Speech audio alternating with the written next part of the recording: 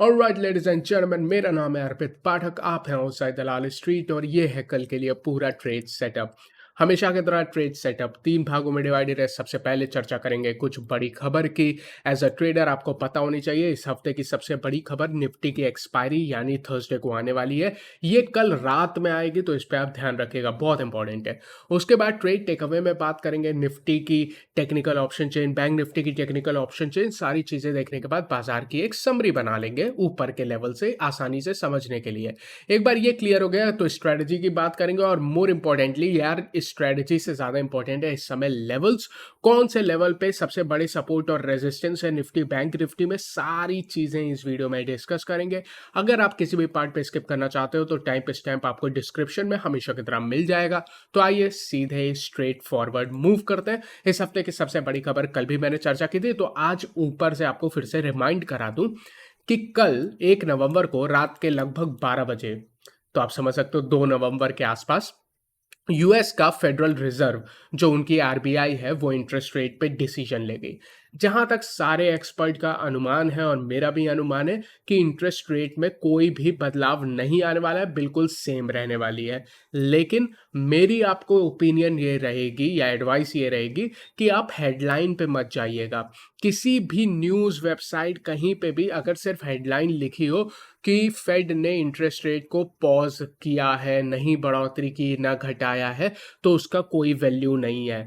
ये घटनाक्रम की सबसे ज्यादा वैल्यू होगी कि जो उनके गवर्नर साहब हैं ना, वहां पे फेड के जो चेयर है जेरोमी पावल साहब, उनके शब्द किस टाइप के आते हैं, वो किस टाइप का बयान देते हैं और बाजार कंप्लीटली उसके बेसिस पे रिएक्ट करेगा। उदाहरण के तौर पर अगर वो अपनी स्पीच में बहुत ज्यादा फोकस करते हैं कि महंगाई अभी भी ऊपर है, हमारी अर्थव्यवस्था अभी भी मजबूत है, हमारे जॉब अभी भी काफी स्ट्रांग है और हमें इंटरेस्ट रेट को ऊपर के लेवल पे काफी लंबे समय तक रखना पड़ेगा।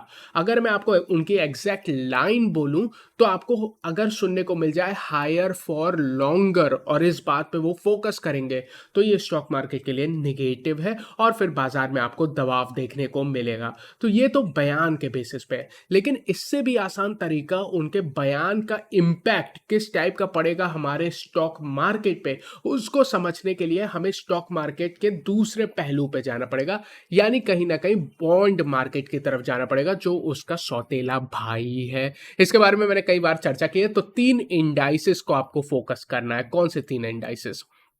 सबसे पहला डॉलर इंडेक्स, यूएस की 10 ईयर बॉन्ड यील्ड और क्रूड। देखो सबसे पहले क्रूड को साइड हटा देते हैं। क्रूड पे ज्यादा इंपैक्ट नहीं पड़ेगा कि आरबी उनके फेड के गवर्नर साहब क्या बोलते हैं, लेकिन फिर भी क्रूड में गिरावट आई है, कोई बढ़ोतरी नहीं आई है, 87 के आसपास है।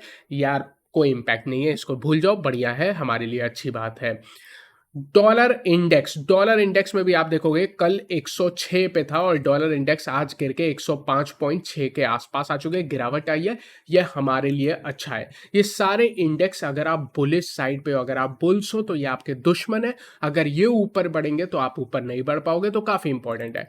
लेकिन जिस इंडेक्स पे सबसे ज्यादा प्रभाव आएगा या कल के लिए इन तीनों में से कौन सा इंडेक्स फोकस में रहेगा, उसका नाम है यूएस की 10 ईयर बॉन्ड यील्ड।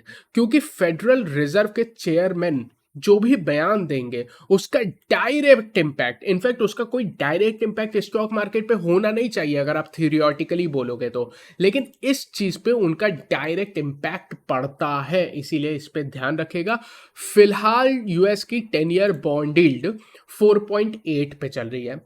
मैंने आपको एक बात कही थी, जब ये 5 के आसपास थी, जो 5% का लेवल है वो सबसे बड़ा रेजिस्टेंस का लेवल है। अगर आप जूम आउट करोगे तो पिछले 16 से 17 सालों का हाईएस्ट लेवल है 5% का। तो अगर आप बुलिश साइड पे हो तो आपको ध्यान देना है कि यार उनके बयान की वजह से कहीं ऐसा ना हो कि ये यूएस की 10 ईयर बॉन्ड डील कूद के 5 की तरफ या उसके ऊपर बढ़ने की कोशिश करे। अगर 5 के ऊपर चली जाती है यूएस की 10 ईयर बॉन्ड डील किसी भी वजह से, चाहे वो फेड के बयान की वजह से हो चाहे कोई रीजन हो, उससे फर्क नहीं पड़ता है, लेकिन अगर ये बढ़ जाती है तो स्टॉक मार्केट ऊपर के लेवल पे टिक बिल्कुल नहीं पाएगा और सेल ऑन राइज का स्ट्रक्चर रह जाएगा। लेकिन अगर लेट्स से फेड के बयान की वजह से अच्छा बयान देते हैं, कहते हैं यार कोई दिक्कत नहीं है, बिल्कुल काबू में है, यार हो सकता है कि हम अगले साल तक काटने लगे इंटरेस्ट रेट, ऐसा बयान करते हैं, जिसकी उम्मीद मुझे कम है, लेकिन लेट्स से खुश होने के लिए जाता क्या है। तो आपके यूएस की 10 ईयर बॉन्ड यील्ड नीचे गिरेगी। अगर ये नीचे गिरती है ना, तो हमारे लिए अच्छा है। ये एक वो चीज़ है फिर जो आपको सपोर्ट करेगी। तो बिल्कुल सिंपल शब्दों में, ये आपके दुश्मन है। ऊपर जाएगी अगर आप बुलिश साइड पे हो तो आपके लिए बिल्कुल अच्छा नहीं है, नीचे गिरेगी तो आपके लिए अच्छा है। और ये इंडेक्स फोकस में रहेगा जब फेड की पॉलिसी रहेगी। इसीलिए पूरे घटनाक्रम को हमें किसी न्यूज़ के बेसिस पे नहीं देखना है कि ये न्यूज़ वाले हेडलाइन क्या छापते हैं। सारे प्रोपेगेंडा वाले हैं, किसी पे मैं बता नहीं रहा हूँ। इनफैक्ट मैं इंटरनेशनल वालों की बात कर रहा हूँ, जिनको भी मैं ट्रैक करता हूँ, सबका अपना कुछ ना कुछ रहता है। तो उनके डायरेक्ट हेडलाइन पे हम नहीं जाते हैं, हम डिटेल में देखेंगे। एनीवेज, उसके बाद आज ट्रेड टेक अवे की बात कर लेते हैं। आज हुआ क्या है? आज देखोगे ऊपर के लेवल पे बढ़िया गैप अप ओपनिंग हुई, इनफैक्ट कुछ ज़्यादा ही गैप अप ओपनिंग हुई, लेकिन सस्टेन नहीं कर पाया और निफ्टी बैंक निफ्टी दोनों में ही गिरावट आई थी। अगर कल का आपने एनालिसिस देखा था तो हमने यही चर्चा की थी कि ठीक है, अभी निफ्टी बैंक निफ्टी दोनों में ही ऊपर जाने के लेवल्स हैं, अभी स्पेस है, लेकिन ऊपर के लेवल पे हमें सतर्क रहना है। मैं कोशिश करता हूं कि कल की स्ट्रेटजी को देख लें। यहां पे लिखा था market can continue further move up, और ऊपर जा सकती है, लेकिन जो बड़े रेजिस्टेंस के लेवल है वहां पे आपको केयरफुल रहना है। निफ्टी के केस में 19,300 19,400 का लेवल था, आज देखोगे 19,250 से घूमी है। बैंक निफ्टी के केस में 43,400 के आसपास सबसे बड़ी रेजिस्टेंस की स्टार्ट थी, आज लगभग वहीं से गिरी है। और सपोर्ट भी 42,700 42,800 की रेंज में लिखा है, जो पहली सपोर्ट रेंज थी। तो डेफिनेटली जो ऊपर के रेजिस्टेंस थे वहां से ही आज गिरावट देखने को मिली है। लेकिन हम ध्यान रखेंगे गिरावट क्यों आई है ना, इसके पीछे और ज्यादा डिटेल में जाएंगे, टेक्निकल एनालिसिस पे जाएंगे, तो लेवल्स प्रॉपर हैं जो भी यहाँ पे आपको देखने को मिल रहा है। एफआईडीआई का डेटा हम फिर से अपलोड कर देंगे इंस्टाग्राम पे, शाम को 9 से 10 के बीच में अपलोड कर देते हैं आपके लिए। इनफैक्ट आज जो ऊपर के लेवल पे हम टिक नहीं पाए, उसमें एक बड़ा योगदान एफआईआई के डेटा का भी था। कोई भी डेटा, चाहे आप ऑप्शन फ्यूचर स्टॉक्स का डेटा, कोई भी डेटा पॉजिटिव नहीं था। अच्छी खासी बिकवाली आप कह सकते हो कि ओवरऑल आई थी, सारे डेटा आपको नेगेटिव देखने को मिले थे। समरी, निफ्टी की टेक्निकल न्यूट्रल है, ऑप्शन चेन न्यूट्रल है, जबकि बैंक निफ्टी की टेक्निकल और ऑप्शन चेन दोनों ही हल्की सी न्यूट्रल से निगेटिव साइड पर है। और दूसरी चीज हमें देखनी है कि कल बैंक निफ्टी की एक्सपायरी भी है, तो ध्यान रखेंगे और डिटेल में जाएंगे। तो जाएंगे क्या, आइए सीधे चलते हैं।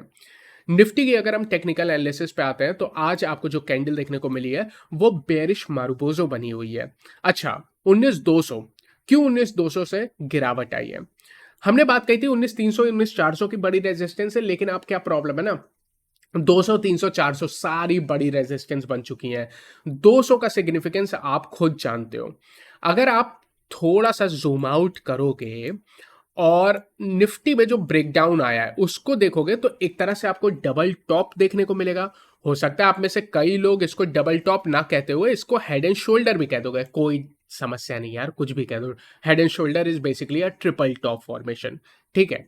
तो बेसिकली टॉप बनाने के बाद गिरावट हुई थी। उस गिरावट की कंफर्मेशन आपको कहां से मिली थी? उसकी जो गिरावट की कंफर्मेशन थी वो 19,200 थी, जो कि आपने लगभग 31 अगस्त के बॉटम को बनाई थी 19,200 के। और 19,200 हमने लगभग जुलाई के स्टार्ट से कभी ब्रेक नहीं किया था। जैसे ही 19,200 हमने ब्रेक किया उस लेवल को, तो आप सीधे 18,800 पे आ गए थे, और 2 दिन के अंदर ही आ गए। इसीलिए 19,200 की बहुत ज्यादा इंपॉर्टेंस है। 19,200 वो लेवल है जहां से ब्रेकडाउन हुई है, लेकिन 200 के ऊपर 19,300 की भी रेजिस्टेंस है। 19,300 के ऊपर चले जाओगे ना तो 19,400 पे 100 डे मूविंग एवरेज की रेजिस्टेंस है। तो मल्टीपल रेजिस्टेंस आपकी 100 पॉइंट ऊपर निफ्टी में लगातार हैं। और आज देखोगे वहीं से रिजेक्शन देके बेरिश मारुबोजो बना के आपने गिरावट दी, और वॉल्यूम भी एवरेज थे। एक चीज मैं आपको रिमाइंड करा दूं, इसीलिए ऊपर के लेवल पे हम लोग सावधान थे। एक रीजन तो ये था कि रेजिस्टेंस का लेवल है, दूसरी कल वॉलेटिलिटी इंडेक्स में 5% की बढ़ोतरी हुई थी, तो हम लोग ने बोला था जो बड़ी इंस्टीट्यूशन है वो अभी भी ऊपर के लेवल पे अपना इंश्योरेंस खरीद रही है, और आज आपको गिरावट देखने को मिली है।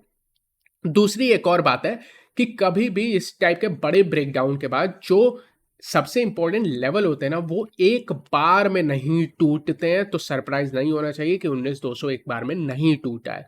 1 से 2 अटेम्प्ट लेगा तोड़ने के लिए अभी। और आप खुद अपने से सवाल पूछो यार, 19,300 19,200 की जो बड़ी सपोर्ट थी, निफ्टी ने कितनी बार डिफेंड किया? आप यहाँ पे काउंट कर सकते हो, 1 बार, 2 बार, 3 बार, 4 बार, 5 बार, 6 बार और 7वीं बार में ब्रेक किया था। तो इतना आसान नहीं ना। अगर आपने 7 बार ऊपर से ब्रेक करने के लिए 7 अटेम्प्ट लिए, मल्टीपल टाइम ऐसा सपोर्ट काम की, तो एक बार ब्रेक हो गई, तो ऐसा नहीं हो सकता ना कि पहली रिकवरी में जाते ही आपके सबसे बड़े रेजिस्टेंस के लेवल एक बार में ब्रेक हो जाए। नहीं, आज नहीं तो कल ब्रेक होंगे, लेकिन एक बार में नहीं होंगे, मल्टीपल अटेम्प्ट्स करना पड़ेगा। ये चीज ध्यान रखनी है। इसीलिए ऊपर के लेवल पे केयरफुल रहने की बात कही थी। और अगेन अभी भी कहेंगे, ये एक ही अटेम्प्ट हुआ है ना, अभी और अटेम्प्ट होने की जरूरत है अभी भी। लेकिन क्या आपको ज्यादा परेशानी होनी चाहिए? बिल्कुल नहीं। नीचे आपके मल्टीपल सपोर्ट के लेवल्स भी हैं। सबसे पहली सपोर्ट तो 19,000 पे ही है, वो ज्यादातर ऑप्शन चेन से आ रही है, अभी चलेंगे। लेकिन उसके नीचे टेक्निकल की बात करोगे तो 18,800 बहुत बड़ी सपोर्ट है। मैं आपको एक बात कह देता हूं, 18,800 से 18,600 ये पूरी 200 पॉइंट की बहुत ज्यादा मजबूत सपोर्ट है। अगर इस रेंज में आती है, ये 200 पॉइंट की रेंज में, किसी का इन्विटेशन नहीं चाहिए, कुछ भी हो जाए, एक बार यहां पे डिफेंड होगी होगी होगी ही निफ्टी। एक बार हो चुकी है, मैं अगेन बोलूंगा कि नहीं ब्रेक हो पाएगी इतनी आसानी से, बहुत मुश्किल है। और एक बार अटेम्प्ट करना चाहिए बुलिश साइड पे। लॉजिक बिल्कुल क्लियर है, 18,800 आपने एक बार डिफेंड की है गिरावट के बाद, वहां से अच्छी रिकवरी दी है, फिर आप यहां तक आए, एक बार और गिर के वापस आ सकते हो सकता हो इस बार 18,700 18,600 तक आए। लेकिन मेरा यह मानना है कि ये जो 18,800 से 600 का लेवल है ना, ये एक बार में आप ब्रेक नहीं कर पाओगे। 600 बहुत बड़ी सपोर्ट है।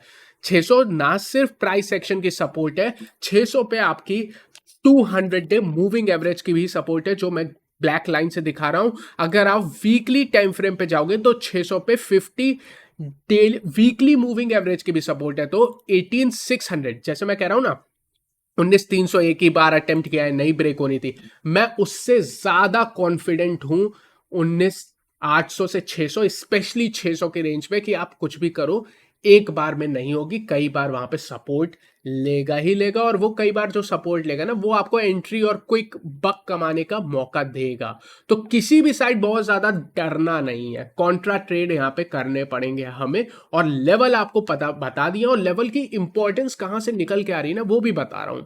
आइए ऑप्शन चेन से भी देख लेते हैं उन लेवल की इंपॉर्टेंस कहां से आ रही है। अभी मैंने आपको बताया ना, 18,800 18,600, अगेन यहां पे 800 से 600 इतनी बड़ी सपोर्ट है, इतनी बड़ी सपोर्ट है, मैं आपको क्या बताऊं। तो इसको तो मैं पूरी 200 पॉइंट को खींच के S2 और स्टार लगा देता हूं। तो आप कहोगे ओके स्टार लगा दी, बहुत बड़ी सपोर्ट है, लेकिन इससे पहले की सपोर्ट का है S1 कहां पे है? S1 देखोगे तो 19,000 पे, ये ऑप्शन चेन से ज्यादा निकल के आ रही है, आज भी आपने डिफेंड किया है। यहां पे आप देखोगे तेजी के लगभग 82 लाख कॉन्ट्रैक्ट है तो ज्यादा, लेकिन आपको ध्यान रखना है कल 1 करोड़ के आसपास थे, तो आज लगभग 13 लाख कॉन्ट्रैक्ट घट के आए हैं। इसीलिए 19,000 के लेवल पे मैंने स्टार नहीं लगाया है। बड़ी न्यूज इवेंट है, उसके पहले ग्लोबल मार्केट क्या करते हैं हम गेस नहीं कर सकते हैं।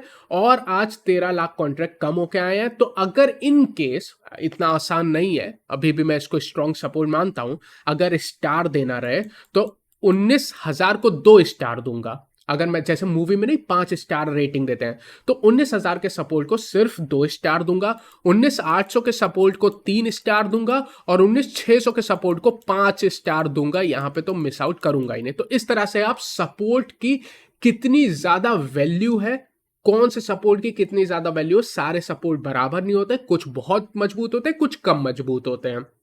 तो आपको समझ में आ रहा है इसका कैसे यूज करोगे। मान लो आपको लगता है कि 19,000 डिफेंड करिए, क्योंकि ये डबल स्टार सपोर्ट है, तो जरूरी नहीं है कि आप अपना पूरा पैसा डाल के, या जितनी क्वांटिटी, अगर आप मान लो 5 लॉट से ट्रेड करते हो, तो जरूरी नहीं है कि इस लेवल पे 5 लॉट से ट्रेड किया जाए। यहाँ पे हो सकता हो आप 1 लॉट लो सिर्फ, बाकी गिरता है, हो सकता हो यहाँ पे 3 स्टार सपोर्ट है तो यहाँ पे आप 3 लॉट लो। और अगर आप जनरली 5 लॉट से ट्रेड करते हो, इन लेवल पे आता है तो हो सकता हो आप 4 से 5 लॉट लो पूरा। इस तरह से हमें देखना है, अपनी रिस्क मैनेज करते हो, अपनी जो ट्रेडिंग क्वांटिटी है उसको सपोर्ट की इंपॉर्टेंस है या रेजिस्टेंस की इंपॉर्टेंस से हमें ट्रेड करना है। इस टाइप से हम प्रॉपरली एक स्ट्रक्चर्ड मैनर में स्ट्रेटेजी के साथ ट्रेड कर पाएंगे। ये चीज़ हमें समझनी है। दूसरा सवाल आपका होगा कि ऊपर रेजिस्टेंस कहाँ पे? सबसे पहली और अब के लिए, इनफैक्ट कल के लिए मैं यहाँ पे स्टार लगा देता हूँ। ओवरऑल सबसे बड़ी रेजिस्टेंस नहीं है, लेकिन कल के लिए बड़ी रेजिस्टेंस साबित होगी। और क्योंकि कल बड़े इवेंट भी हैं तो शायद मुश्किल होगा कि 19,200 के ऊपर निकल जाओ। यहाँ पे 1 करोड़ से ज़्यादा कॉन्ट्रैक्ट हैं और 48 लाख जो कि हाईएस्ट है आज के आज यहाँ पे ऐड होते हुए नजर आए हैं। तो डेफिनेटली आपको ये एक बड़ी रेजिस्टेंस नजर आ रही है। इसके ऊपर 19,300 400 सबसे बड़ी रेजिस्टेंस है, लेकिन कल के लिए स्टार यहीं पे पहले लगा देता हूँ। ओवरऑल अगर आप देखोगे पुट कॉल रेशियो काफी करेक्ट होके आई है, लगभग 0.77 है। ये बहुत अच्छी चीज है, ये हल्की है। अगर सवाल है क्या ये ओवर सोल्ड है, तो अभी ओवर सोल्ड नहीं है, इसकी वजह से तुरंत रिकवरी नहीं आएगी। लेकिन होगा क्या अगर मान लो बड़ी गिरावट आ जाती है, गिर जाते हो, अगर आप मान लो 19,000 या 18,900 18,800 की तरफ बढ़ जाते हो ना, ये ओवरसोल्ड होने की संभावना काफी ज्यादा हो जाएगी और आपको डेफिनेटली 18,800 के आसपास से सपोर्ट आएगा। तो जो सबसे बड़ी सपोर्ट है वहां पे ना ही सिर्फ उसके बड़े सपोर्ट होने का आपको अच्छा एडवांटेज मिलेगा, आपको लोअर पुट कॉल रेशियो के भी एडवांटेज मिलेंगे। तो डबल कॉन्फिडेंस आप रख सकते हैं यहाँ पे। एडवांस डिक्लाइन की बात करेंगे ब्रॉडर मार्केट की, कहां पे निफ्टी 500 में मिड कैप स्मॉल कैप सारी मिला के कोई दिक्कत नहीं थी। एक शेयर जो बढ़ रहा था उसके सामने एक शेयर गिर रहा था, कल भी ऐसा ही था, बैलेंस मामला था। निफ्टी 50 में बिल्कुल बैलेंस था, 25 शेयर बढ़ रहे थे और उसके सामने 25 शेयर ही गिर रहे थे, कोई दिक्कत नहीं है। कल जो हम लोग जिसके बेसिस पे हमने बोला था कि यार ऊपर के लेवल पे हम लोग सावधान रह सकते हैं, ये इंडेक्स कभी कभी काम आता है, लेकिन कल जरूर काम आया। हम लोग ने ट्रेड टेकअवे में लिखा था वॉलेटिलिटी इंडेक्स जो है वो 5% बढ़ के आया यूएस की फेड मीटिंग से पहले। अगेन आप देखोगे वॉलेटिलिटी इंडेक्स 11.8 पे, आज भी लगभग 3% बढ़ के आया बड़े इवेंट से पहले। इसीलिए ऊपर के लेवल पर हम अभी भी सावधान रहेंगे। ये इंडेक्स आपको अगेन सेम चीज बता रहा है कि बड़े प्लेयर ऊपर के लेवल पे तैयार नहीं है, इंश्योरेंस अपना ले रहे हैं बड़े इवेंट के पहले। ओके, यहां से बैंक निफ्टी पे मूव ऑन करते हैं। बैंक निफ्टी और निफ्टी की कहानी में ज्यादा कोई बदलाव, ज्यादा कोई चेंज नहीं है। यहां पे भी बेरिश मारुबोजो बनी है, ठीक है, हल्के से लोअर वॉल्यूम पे बनी है, कल से लो वॉल्यूम थे तो बिलो एवरेज वॉल्यूम थे। कहां से रेजिस्टेंस लिए? 43,400 से। कल आप देखोगे सबसे बड़ी रेजिस्टेंस स्टार वाली 43,400 से 43,600 था। अगर आप पूछते हो कि ये इतनी बड़ी रेजिस्टेंस क्यों है, तो अगेन जैसे निफ्टी में आपने देखा ना कि जो डबल टॉप है, या आप इसको हेड एंड शोल्डर पैटर्न कह लो, let's say head and shoulder pattern कह लेते हैं, उसकी जो ब्रेक डाउन है ना वो आपकी 43,400 से ही हो रही है। तो अगेन बिल्कुल भी सरप्राइज नहीं हो कि ये इतने बड़े रेजिस्टेंस एक बार में आपसे निकले नहीं और वहां से एक बार रिजेक्शन आ गया। एक बार में निकालना आसान नहीं है यार। ब्रेक करने के लिए अगेन आप देखोगे कितनी बार डिफेंड किया है इसने, तो एक बार में कैसे आप ऊपर के साइड ब्रेक कर दोगे, ये मानना भी गलत है हमारा। तो बड़े रेजिस्टेंस से नीचे गिरा। नीचे के साइड बैंक निफ्टी से समस्या क्या है? कल के सत्र में हम लोग ने बोला था कि 42,700 से 42,800 सबसे पहली सपोर्ट है और अगेन वही पहली सपोर्ट है, लेकिन सबसे बड़ी सपोर्ट अगेन नहीं है। इसके नीचे लगभग 42,500 के आसपास सपोर्ट आती है, लेकिन वो भी सबसे बड़ी नहीं है। जैसे निफ्टी के केस में 18,600 को हमने 5 स्टार सपोर्ट दिया था ना, अगर आप 5 सितारा सपोर्ट की बात कर रहे हो, वो अगर आप जूम आउट करोगे वायरस वाली लो को ज्वाइन करते हो जून 2022 की लो से, एक ट्रेंड लाइन निकल के आती है। जो ट्रेंड लाइन को आपने 26 अक्टूबर जो रीसेंट बड़ी गिरावट हुई थी वहां पे एक बार रीटेस्ट भी किया था। ये लेवल निकल के आता है 42,000 से 42,200, ये 200 पॉइंट की बहुत बड़ी सपोर्ट है। ये एक बार में ब्रेक नहीं होगी, इसको मैं कह दूंगा 4 स्टार कहूंगा। निफ्टी में 5 स्टार दी थी, यहाँ पे 4 स्टार की सपोर्ट दूंगा ताकि आपको समझ आ जाए हाँ बड़ी मजबूत सपोर्ट है ये भी। दूसरी बात है, कल के सत्र में मैंने आपको कुछ चीजें बताई थी कि क्यों हमने 43,100 43,200 को इज्जत दी थी। मैं भूल गया था लिखना, बाद में आप बताते समय मैं लिख रहा था, इसलिए कि बड़ी रेजिस्टेंस है यार। बैंक निफ्टी में 200 डे मूविंग एवरेज 43,200 पे है और आज वहां से रिजेक्ट होकर बेरिश मारुबोजो बना के गिरी है। अगर आप टेक्निकल स्ट्रक्चर पूछ रहे हो तो क्लियरली यहां पे आपको निगेटिव टेक्निकल स्ट्रक्चर दिख रही है और आप पॉजिटिव हो ही नहीं सकते बैंक निफ्टी में जब तक आपकी 43,200 ब्रेक नहीं हो जाती है बैंक निफ्टी में, तब तक बैंक निफ्टी में मजबूती की बात नहीं करेंगे। उम्मीद है ये चीज आपको बिल्कुल क्लियरली समझ में आ गई है। लेकिन सिर्फ इतना ही कहानी नहीं है, अगर आप यहां पे जाओगे तो आपकी 50 वीकली मूविंग एवरेज भी जो कि 43,150 लगभग 43,200 पे आती है, वो अगेन सेम कहानी है ना, उसके नीचे आप ट्रेड करो। तो बड़े मूविंग एवरेजेस को दोनों ही इंडेक्स ब्रेक नहीं कर पाए, ऐसा रेजिस्टेंस ऑपरेट कर रहा है, तो ये लेवल्स हम भूलेंगे नहीं। एनीवेज, कल बैंक निफ्टी का एक्सपायरी है, तो आइए बैंक निफ्टी की ऑप्शन चेन में आते हैं।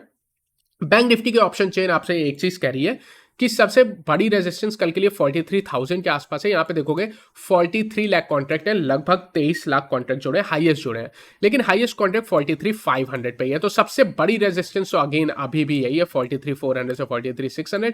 इसको मैं R2 और स्टार बनाऊंगा। ऑप्शन चेन में भी हाईएस्ट कॉन्ट्रैक्ट यहीं पे है, लेकिन 43,000 से 43 लगभग 200 तक मैं एक्सटेंड कर देता हूं, क्योंकि यहाँ पे 200 डे मूविंग एवरेज भी है, तो इसीलिए एक्सटेंड करना पड़ता है। इसीलिए हमारी एक जोन निकल के आती है, एक लेवल नीचे का निकल के आता है टेक्निकल, ऊपर का लेवल निकल के आता है ऑप्शन चेन। तो दोनों का हम जोड़ के अपनी रेजिस्टेंस की लेवल निकाल रहे हैं। ये R1 है कल के लिए। नीचे सपोर्ट, यार पहली सपोर्ट तो जहां पे आप चलो वही है, लेकिन मजबूत नहीं है। मजबूत सपोर्ट की बात करोगे तो लगभग 42 ऑप्शन चेन के हिसाब से 42,500 के आसपास है, 35 लाख के आसपास कॉन्ट्रैक्ट बैठे हुए। ये S1 है, मैं कहूंगा मजबूत है, लेकिन क्या बहुत मजबूत, ऐसा कुछ नहीं है। सबसे मजबूत है ये S2 है, यहां पे तो मैं काफी सारे स्टार लगा दूंगा। ये सबसे मजबूत सपोर्ट है, लगभग 4 स्टार लगा लो यहाँ पे। अच्छा, गिरावट के बाद put call ratio again correct होके आई हो, 0.87 पे है। निफ्टी में ज्यादा करेक्ट हुई है, यहाँ पे उतनी ज्यादा करेक्ट नहीं हुई है। आज एडवांस डिक्लाइन देखोगे तो 3 शेयर बढ़ रहे थे और उसके सामने 9 शेयर गिर रहे थे। अगेन यहां से मूव ऑन करके हम लोग सरकारी बैंक और मिड स्मॉल कैप को देख लेते हैं। सरकारी बैंक लगभग ठीक ठाक कर रहे थे, आउट परफॉर्म कर रहे थे, हरे कलर में थे। मिड और स्मॉल कैप भी लगभग आउट परफॉर्म कर रहे थे ब्रॉडर इंडेक्सेस को। सीधे स्ट्रेटेजी पे आते हैं। सबसे बड़े इवेंट से पहले आपको इस समय बहुत बड़ा पैसा कमाने से ज्यादा सोचना है कि ओवरनाइट पोजीशन को अवॉइड करना है। कई बार एज अ ट्रेडर ना, जरूरी नहीं है कि हम हर दिन अग्रेसिव होके खेलें। मान लो आप क्रिकेट खेलो तो जरूरी नहीं है हर बॉल को फ्रंट फुट पे अग्रेसिव होके आप खेलो, वरना आउट हो जाओगे। ट्रेडर की जिंदगी भी वैसी ही है, जरूरी नहीं है हर दिन पे आप अग्रेसिव होके खेलो। कई दिन होते हैं, लेकिन अभी वो दिन नहीं है। क्यों नहीं है? क्योंकि बड़ी न्यूज इवेंट है। देखो, न्यूज इवेंट हमें आपको नहीं पता होती है, हम लोग छोटे रिटेलर्स हैं, लेकिन जो बड़ी बड़ी संस्थाएं हैं, सुनो, जिनके कई सारे फेड के चेयर उन बड़ी संस्थाओं से निकले हैं, अगर आप समझ रहे हो मैं क्या कहना चाहता हूँ, उनको बहुत हद तक पता होता है क्या होने वाला है। इसमें कोई डाउट नहीं है, बहुत हद तक पता होने वाला है। किसी का बड़ी संस्था का नाम नहीं लेते हुए, आप भी जानते हो इनको पता होता है, ये अपनी पोजीशन उस हिसाब से बनाते हैं। तो एज अ रिटेलर इन बड़ी घटनाक्रम के पहले हम लोग ऑटोमेटिक डिसएडवांटेज पे होते हैं। तो जब हम डिसएडवांटेज पे हैं, पिच हमारे अनुकूल नहीं है, तो क्यों जरूरी है कि हम फ्रंट फुट पे खेलें? नहीं, अब वो दिन है जब बैक फुट पे खेलेंगे। पैसा कमाने से ज्यादा ये सोचेंगे पैसा गंवाना नहीं है अगले 2 दिनों में, क्योंकि बड़ी घटनाक्रम है और कल उसकी क्लैरिटी आपको मिल जाएगी। तो क्या करना है, आप इंट्राडे में करो ट्रेड। लेवल्स में आपको दे दूंगा, लेवल्स दिए भी ऑप्शन चेन में, आपको बहुत हद तक समझ में आ गई है। एक चीज आप अवॉइड करना, ओवरनाइट कैरी करके अवॉइड करना। हो सकता है बड़ा पैसा भी बन जाएगा, लेकिन आप रिस्क लेके जा रहे हो न्यूज का, और आप अपने से बिल्कुल पूछ सकते हो क्या तुम्हें पता है रियली में कि फेड के चेयरमैन क्या बयान देने वाले हैं। आई थिंक हम में से किसी को एग्जैक्ट उनके वर्ड टू वर्ड नहीं पता होंगे, लेकिन बड़ी संस्थाओं को कई हद तक पता होता है। तो ओवरनाइट रिस्की है, अवॉइड करिएगा। करना ही करना है तो हेजिंग करके जाइएगा। फॉर एग्जांपल, कॉल ऑप्शन लेके जा रहे हो तो ऊपर की स्ट्राइक की एक कॉल ऑप्शन बेच के जाना, इस टाइप से आप करना। उदाहरण दे रहा हूं, करने की जरूरत नहीं है, उदाहरण दे रहा हूं। फॉर एग्जांपल, अगर आपने 19,000 की कॉल ऑप्शन लेके जाने का ठान लिया कि मैं लेके जाऊंगा ही, पहले तो मैं कहता हूं लेके मत जाओ, इंट्राडे में ही उसको स्क्वायर ऑफ कर दो। लेकिन अगर आप लेके जाना ही चाहते हो, जरूरी है, नहीं लेके जाओगे तो आपका मन नहीं मानता, तो या तो आप कोई पुट ऑप्शन खरीदो, लेकिन उससे भी ज्यादा मैं प्रेफर करूंगा कि ऊपर की कोई कॉल ऑप्शन बेच दो। जैसे 19,100, 19,200 कोई भी स्ट्राइक आप सिलेक्ट कर लो, उसके एक कॉल ऑप्शन बेच दो। फिर वो आपको एटलीस्ट ओवरनाइट जो न्यूज का रिस्क है ना, वो थोड़ा कम कर देगा। तो as a trader, retail trader जिनके पास पहले से ही हमारी कैपिटल उतनी ज्यादा नहीं है और इंस्टीट्यूशन के सामने तो कुछ भी नहीं है, चिल्लर है हम लोग, तो अपनी कैपिटल बचाना इस समय सबसे ज़्यादा फ़ोकस है। तो प्लीज़ सॉरी, इस समय एडवेंचर को मैं उतना ज़्यादा प्रमोट नहीं करूँगा, मैं कहूँगा शांति, शांति। अब लेवल्स की बात करते हैं। लेवल आपको सारे समझ में आ चुके हैं। निफ्टी के केस में सबसे पहली सपोर्ट 19,000 से 18,940 है। इंपॉर्टेंट सपोर्ट है, बड़ी सपोर्ट है, ऑप्शन चेन में सबसे ज्यादा कॉन्ट्रैक्ट यहीं पे। लेकिन आज आपने देखा कि यहां से कॉन्ट्रैक्ट कम होके आए हैं, 13 लाख कॉन्ट्रैक्ट कम हुए 19,000 से। तो मैं सरप्राइज नहीं होगा कि ये 19,000 के अगर खराब होता है ग्लोबल मार्केट तो 19,000 को ब्रीच भी कर सकता है। उस सिनेरियो के लिए आप प्रिपेयर रहना, शॉक मत हो जाना। 18,830 से 18,775 बहुत बड़ी सपोर्ट है, कल के लिए यहां पे स्टार लगा रहा हूं। लेकिन 18,600 की इंपॉर्टेंस आप खुद भी जानते हो, तो मैं इसको रिपीट नहीं करूंगा। ये तो किसी से पूछना नहीं, ये तो डेफिनेटली एक बार एंट्री करने वाले लेवल्स हैं। ऊपर रेजिस्टेंस पर, ये दूर है तो इसीलिए इस स्टार उसके ऊपर लगाई है। ऊपर रेजिस्टेंस 19,200 से 19,235 सबसे बड़ी आज की टॉप के आसपास की रेजिस्टेंस है। निकालना कल मुश्किल होगा, लेकिन इन केस अगर आप किसी भी केस में निकल जाते हो, 19,350 से 19,400 ये एक ऐसी रेंज है जहां पे आपको बिल्कुल भी तेजी नहीं करनी है। तेजी तो आपको 19,200 वाली रेंज पे भी नहीं करनी है, लेकिन यहां से आपकी शॉर्टिंग अपॉर्चुनिटी भी बनती है। यहां से एसएल बड़ी क्लोज आती है जो लगभग 19,430 की है, कल भी लिखी थी।